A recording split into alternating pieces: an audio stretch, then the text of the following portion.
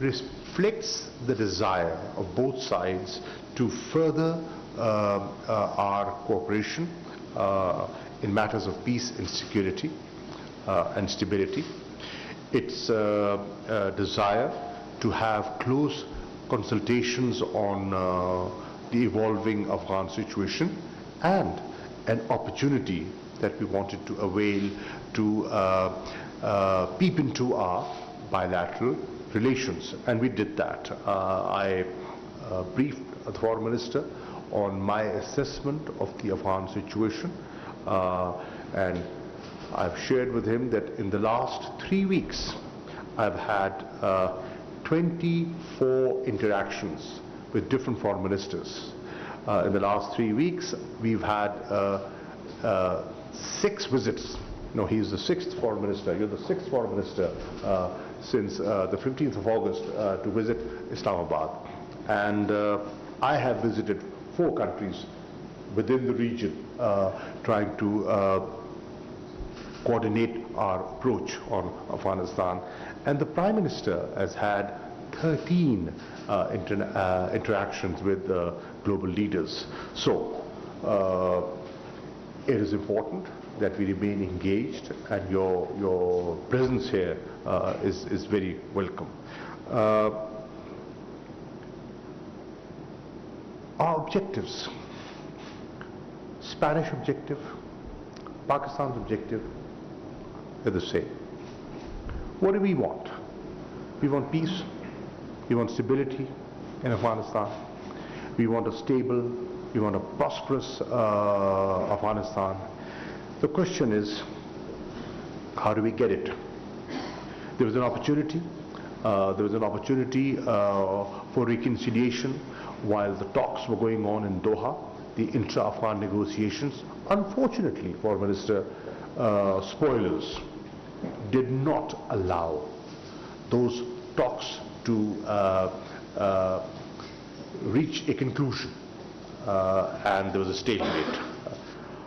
If there had been some progress there, things would have been a lot calmer today, and you would have been much more at ease.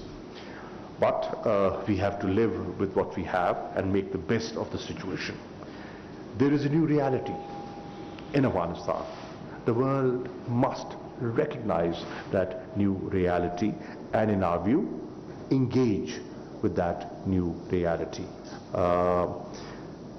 And weigh your options. What is the best way forward? In my view, the best way forward is international engagement as opposed to international isolation. Isolation will have consequences that we do not want. They will not be helpful for Afghanistan. They will not be helpful for the region, and eventually not be helpful for you. So we've got to adopt a new approach. The approach of intimidation, the approach of pressure, coercion has not worked. Let's accept that.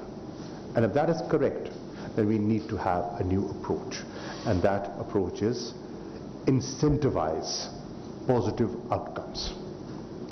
If there is a positive gesture in line with your thinking, for example, one of the 5 benchmarks announced by the High Representative after your meeting on Thursday and Friday that you had of the Council of Ministers, one of your objectives was safe passage. And yesterday, you actually saw safe passage take place. There was a flight out of Kabul to Doha. Now, that is in sync with what the Europeans had demanded. And if that is so, be positive and encourage them to stay on course. You know, this is what the international community expects. You've done that, well done. And we want to see more of that. So that is the approach, at least, that Pakistan and as a friend, I would recommend. Having said that, I also wanted to share with you that we've had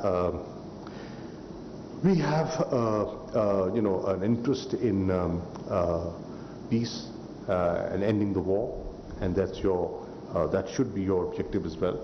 In order to do that, what we need to focus on immediately is the humanitarian crisis. We have to chip in, and I'm happy to learn from you that there is conference in Geneva, you mentioned, on that very subject, on how international players can contribute in averting the humanitarian crisis and generating funds for the people of Afghanistan. That's good news. Pakistan is contributing in our own little way. One of our aircrafts landed in Kabul yesterday with supplies of food and medicines. We will continue to do that through air and through land routes, and the international community should also do their bit. Economic collapse of Afghanistan will not suit anyone. It will not suit the region, it will not suit Afghans, and we must take steps to avert that. One of the ways is availability of resources, promoting activity, economic activity. And I suggested yesterday, along with the Qatari Foreign Minister, and I have suggested this to the Spanish Foreign Minister, that freezing of funds, Afghan funds, is not helpful. Please revisit that decision and see that if you're making an effort for humanitarian assistance, there is reasoning and there's logic behind that. And I think there is logic and reasoning behind unfreezing funds. Do consider that. We've discussed our bilateral relations, and I thank the Foreign Minister for the support Pakistan has received on the GSP Plus issue. They have been consistent, they have been supportive, and we expect them to continue supporting Pakistan as the review progress is undergoing.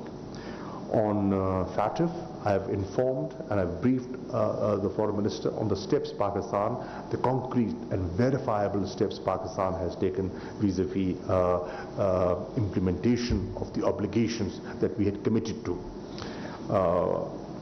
I've also asked the Foreign Minister to look at the opportunity, an early opportunity, for convening the 5th round of the annual bilateral consultations. That's a good mechanism, and we should use that mechanism to further our bilateral relations.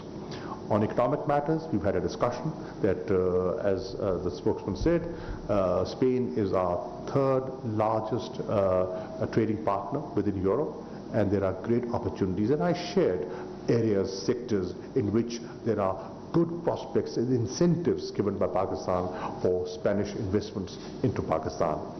And finally, the travel advisory.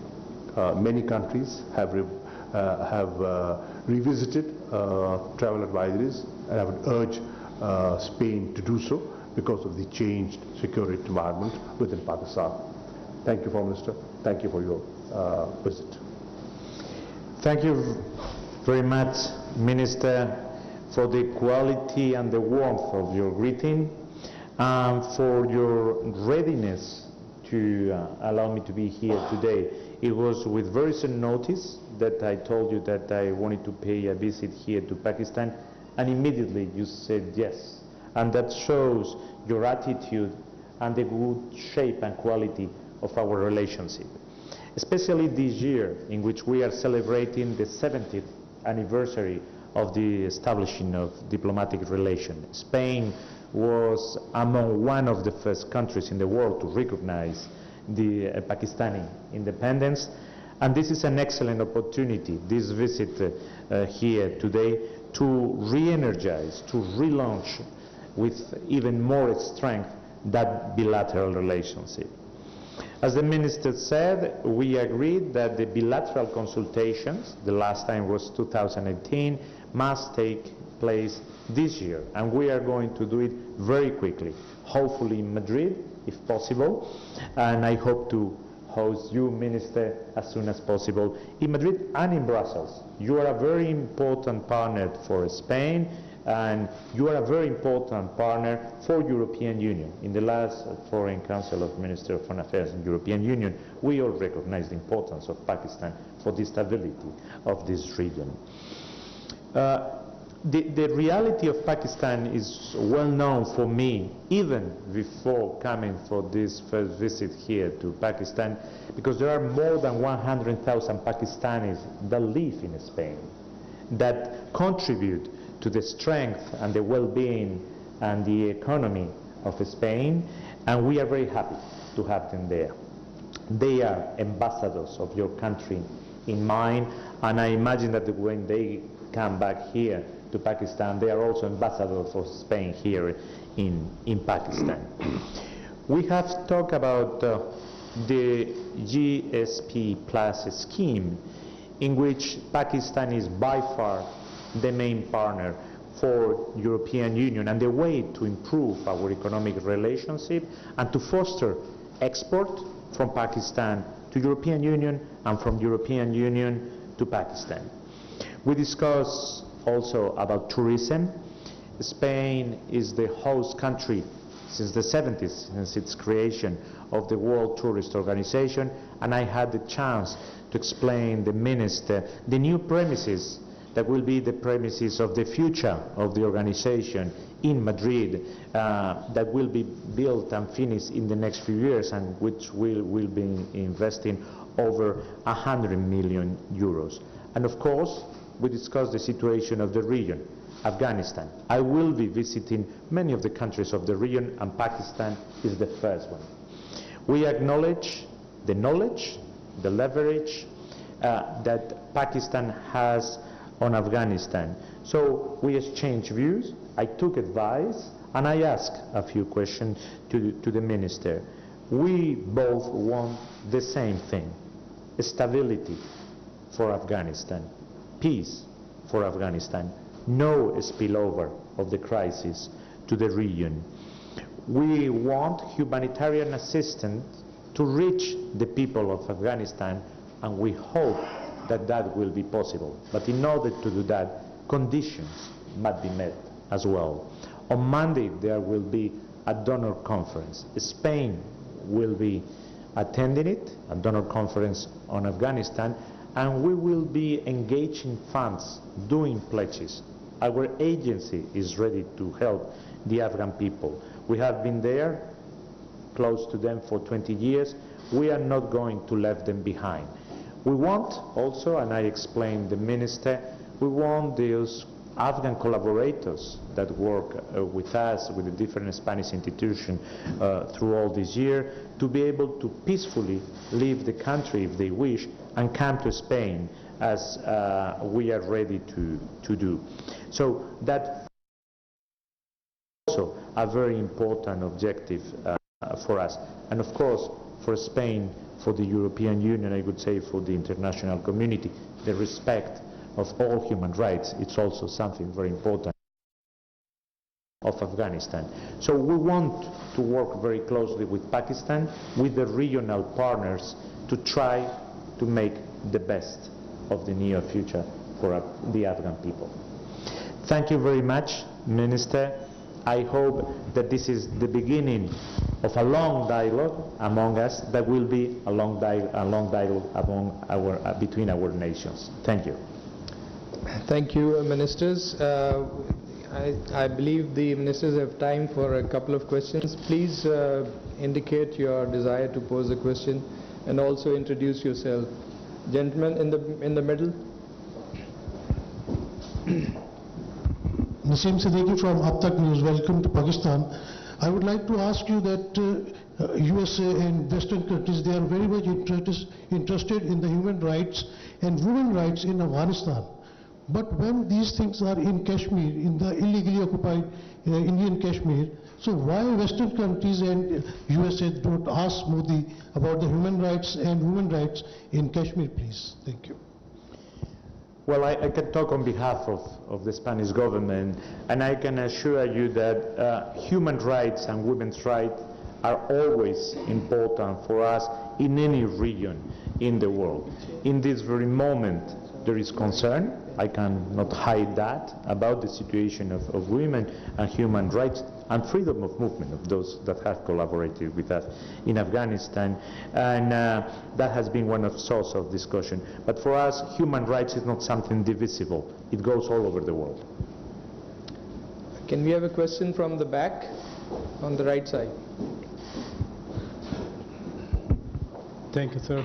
This is Shaukat Paraja from iTelevision, and I have a question for both the excellencies. My question to Honorable Makhdum Shah Mehmood Qureshi is, when so many people are interacting with you, what is their concern, why they are not able to recognize Afghanistan so far when the ground reality is very clear?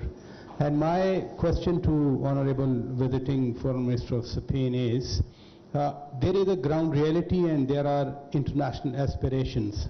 Why international community is not able to recognize what's on the ground? And how far in the world history the defeated countries, they impose conditions and the victors, they are asked to accept the conditions? Thank you. Thank you, Paraja Saab.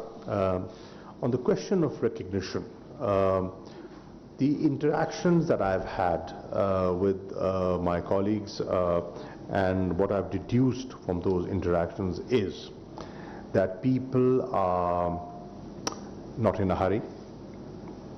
People are watching, they're waiting, they are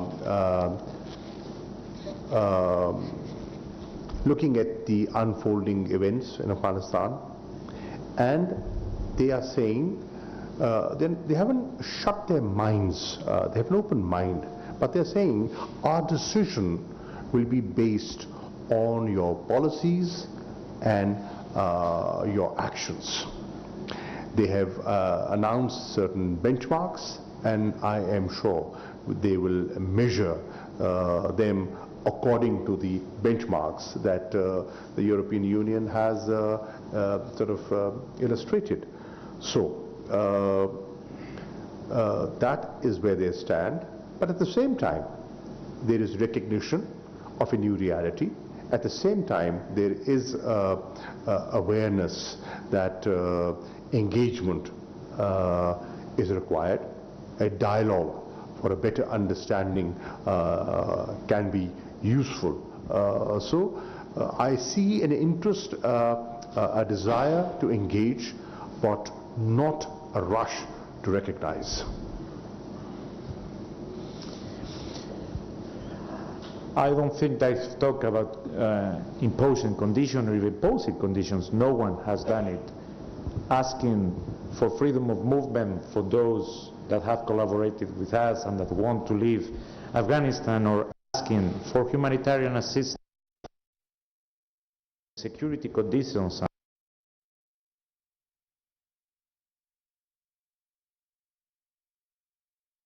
Spain के वज़ीर ख़ारजा और पाकिस्तान के वज़ीर ख़ारजा इस वक्त सहाफ़ियों के सवालों के जवाब दे रहे हैं. We can have operational contact and be able to work with humanitarian assistance and getting those collaborators out. A question from the right. Excellency, this is Zaid Farooq Malik, editor of the Daily Metro Watch. As you note that the Taliban have announced their ops bearers and they are going to take oath on the day on 9/11. Your comments on that, and how can one country can ask to the World Bank and the IMF and the other institutions to seize the Afghan money?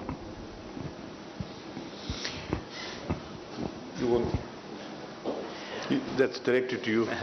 Okay. I can talk on behalf of the Spanish government. I mean, the organizations that you've named they have a board and they take their decisions, so there is no comment on how they act or they behave. It's the board that behaves. Once again, the aim of the Spanish government, and that's the spirit with which I have come today here, is to give stability to Afghanistan, to ensure that the population will have humanitarian assistance if they need it, to make sure that there will be no spillover effect of this crisis on the region and the respect of human rights. That's the spirit in which I come, and that's why I wanted to engage with the minister here in Pakistan and to engage in that discussion. Because this is not an effort of one country. There, I share your point of view. It's an effort of the region and the international community. Thank you very much, ladies and gentlemen. Spain और पाकिस्तान के वज़ीर ख़ारजा सहाफ़ियों के सवालों के जवाब दे रहे थे। एक सहाफ़ी ने वज़ीर ख़ारजा शाह महमूद कुरैशी से जब पूछा कि इंटरनेशनल कम्युनिटी क्यों अफ़गानिस्तान को रिकग्नाइज़ नहीं कर रही, जिस पर उनका कहना था कि इंटरनेशनल कम्युनिटी को अभी कोई जल्दी नहीं है।